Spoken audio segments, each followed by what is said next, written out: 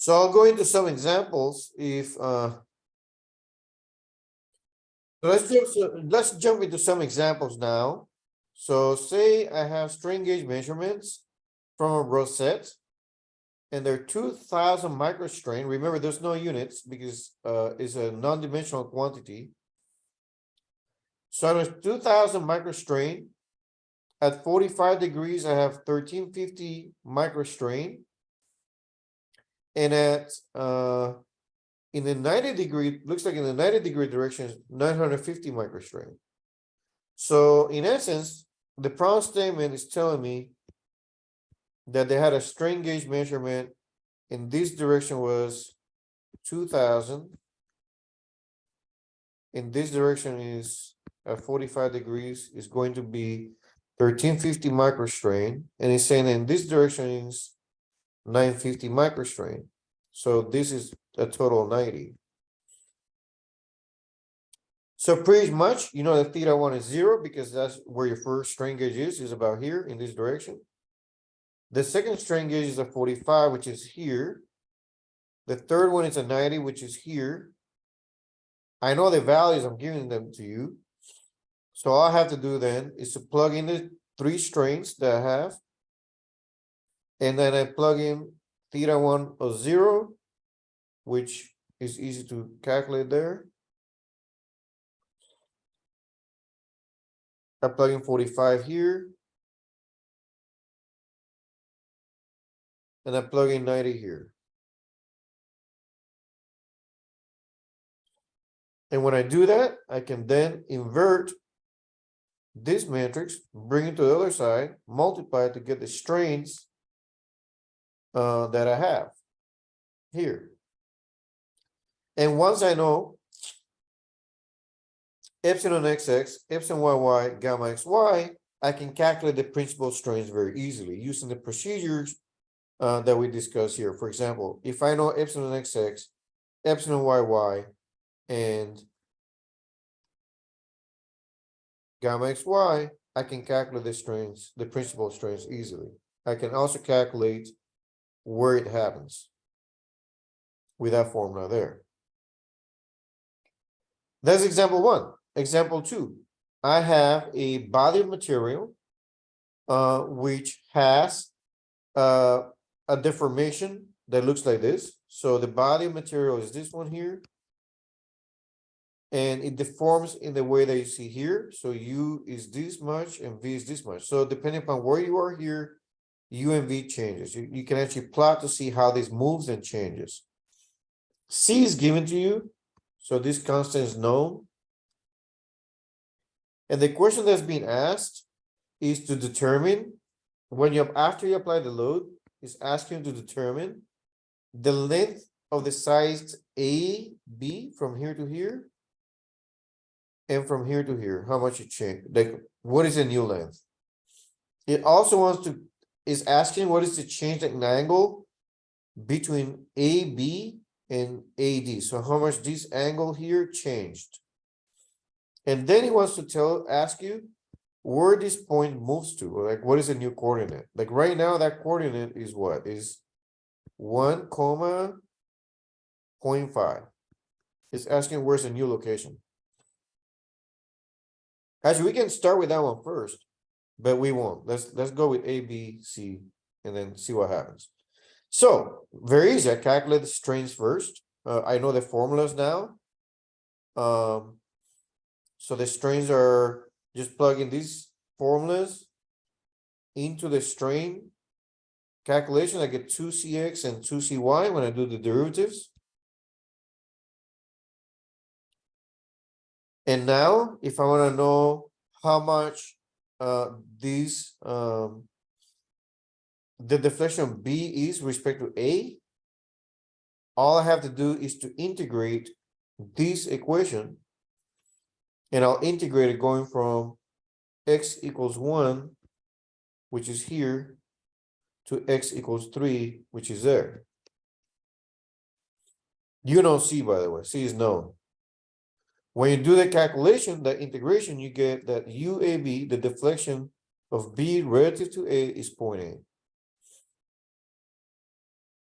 So if you want to know what the new length is, all you have to do is take the original length you had there, which you know what it is 2000 millimeters. I add this 0.8, so I get 2000.8. That's a new length, AB. So after I apply load, the new deformation, the new length of that side is 2000.8. If I want to know how much AD changed, I just integrate this equation, going from y equals 0.5, which is at the bottom here, to 2, which is the height of that. So that's 2. And when I do the integral here, I get that the deflection of D relative to A is 0.375. So what is the new length?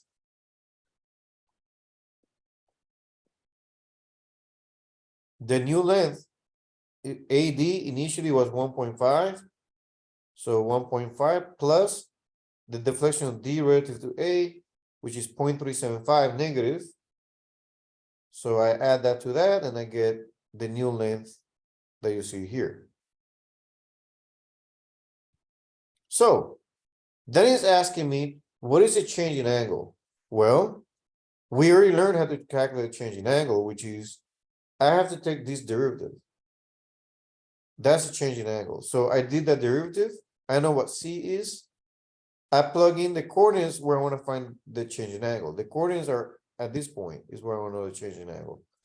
So that's coordinates of x equals 1 there, and this 0.5. Sorry, 1 there and this 0.5, the height. When I do the calculation, I can find that the change in angle in radians is 300 microns. Okay, so that's how you do that one. And finally, it's asking what is coordinates of the new coordinates of 0.8. That's easy. That's basically it starts at 1. All I have to do is add u, the value of u, which is this formula here. So what is it? C x squared plus y squared. But I have to evaluate this at x equals 1 and this at 0.5. And that'll give me the x coordinates of the new point A prime. And then I can calculate the y, these are x coordinate. The y coordinate can be calculated as what? The height start at 0.5 plus c times x squared minus y squared. This is 1, the x is 1 here, and then y here is 0.5. Plug it in, you don't see, c is given to you. You can then calculate the y coordinate of the new point A prime. So that's what I did here. I actually did all the steps here for you. It's all done here. You can check it out. You can check it. Example 3. A thin rectangular plate is given to you. So this here is 30. This is 15. And you apply a stress of some kind, and it gives you strains are 400. So 400 in the x direction, the strain. In the y direction is 200 microstrain. And then the change in angle gamma xy is minus 300 microstrain. So you're saying, hey, what is the change in length of this one, AC and QB? How much does that change? So that's an interesting question. In essence, if you think about it, it's asking you to calculate the strain along here. So if I can figure out what epsilon xx prime is in this direction, then I'll just do one of the directions. If I can figure this strain, then all I have to do then is figure out what the change in angle length is of that. Because if I know this, I should be able to tell you how much this change in length. So I know these strains, but it wants me to calculate the change in length of this one. So let's look at that. First I have to find these angles. So I know this height, I know this, I can use a calculator to figure that angle quickly. If you know this alpha, I know this height, this length, use tangent of alpha, use the calculator to get alpha. I did that here, theta one, this angle theta one. I used alpha here, but I used theta one in the actual solution. Theta one is easily calculated as 26.56. I'm not gonna do the changing angle of this one, AC, because one is enough to illustrate how to do it. But I'm interested in what epsilon xx is along here, along x prime. That's the new coordinate system I want, so I can calculate the change in length of QB.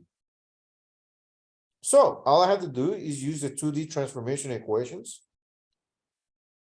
I know epsilon xx. I know epsilon yy. And I know gamma xy.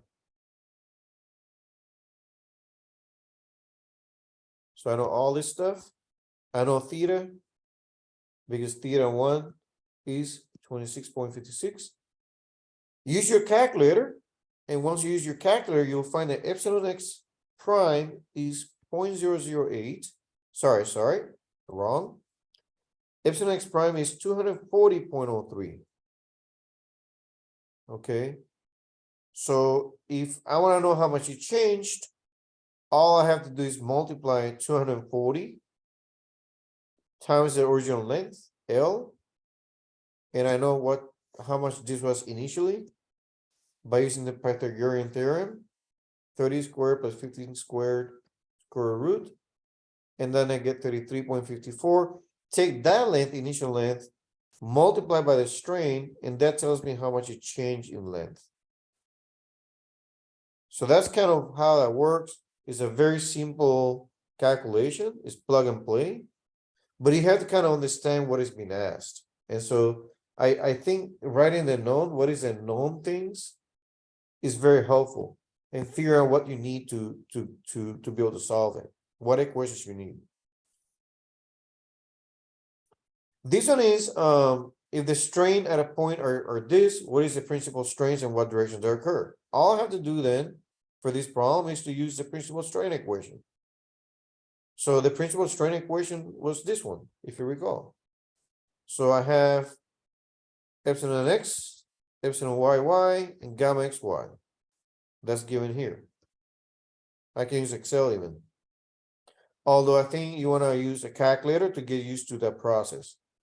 So all I have to do is plug it in here, and here, and here, and here, and I get the principal strains. And to get the angles, same thing, plug it in here, and here, and here, and you get two different angles when you do the calculation. Very straightforward. Next example, given the deflections U, V, and W, find what the strains are. That's basically using the formulas I showed you. Partial U respect to X is AZ, partial V respect to Y is AVY, partial epsilon W respect to Z, there's no Z anywhere in the, let me see. In W, there's no Z. You can see there's no Z there, so that's 0. Then I can get the strains for each of them, the change in angle. These are the change in angle. And these represent the stretches, how much the body stretches, right? But it tells you how much a particular length is changing in length, basically, relative to the initial length, right? So I think this is the examples I had planned. Yeah, so let me make sure that's clear. Perhaps that was not clear, and I'll make sure it's clear. Is that the strains, the principal strains, occur at a plane where there's no shear strains occurring. So there is a plane at which that happens, where only normal strains are occurring. That's correct. So you only get these ones, not the off diagonal terms. And so that's what these calculations are doing when you use the eigenvalue problem, is to figure out what the magnitude is and where do they occur.